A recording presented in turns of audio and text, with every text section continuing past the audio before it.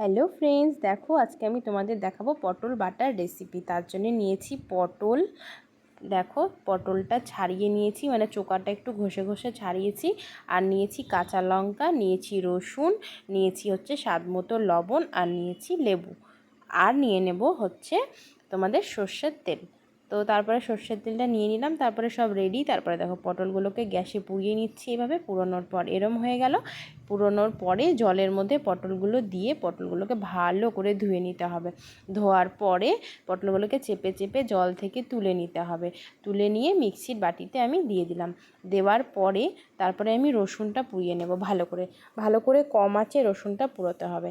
এই দেখো আমি কম আঁচে একদম রসুনটা পুড়িয়ে নিচ্ছি। এই দেখো কিভাবে ঘুরিয়ে ঘুরিয়ে পুড়োচ্ছি।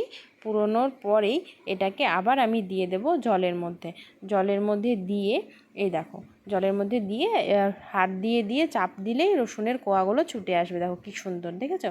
তো তারপরে একদম কোয়াগুলো নিয়ে দিয়ে দিলাম মেশিনের মধ্যে, মিক্সির বাটিতে দিয়ে দিলাম কাঁচা লঙ্কা, আর দিয়ে দিলাম স্বাদ মতো লবণ। যে যে যে যতটা লবণ আর কি পছন্দ করো আর ঝাল পছন্দ করো ততটাই দেবে। আমি এতটাই দিয়েছি। তারপরে আমি মিক্সিতে ঘুরিয়ে নেব। চলো মিক্সিতে পেস্ট করে নিই। তো দেখো আমার পেস্ট হয়ে গেছে, পেস্টটা একদম রেডি। একটা পাত্র নিয়ে নিলাম, তার মধ্যে মিক্সির বাটি থেকে পেস্টটা তুলে নেব। দেখো এভাবে করে তোলার পরেই দিয়ে দেব লেবুর রস, মানে যে যতটা টক পছন্দ করো সে ততটাই দেবে। এই দেখো আমি দিয়ে দিয়েছি লেবুর রসটা। তারপরে দিয়ে দেব এর মধ্যে কয়েক ফোঁটা কাঁচা সর্ষের তেল।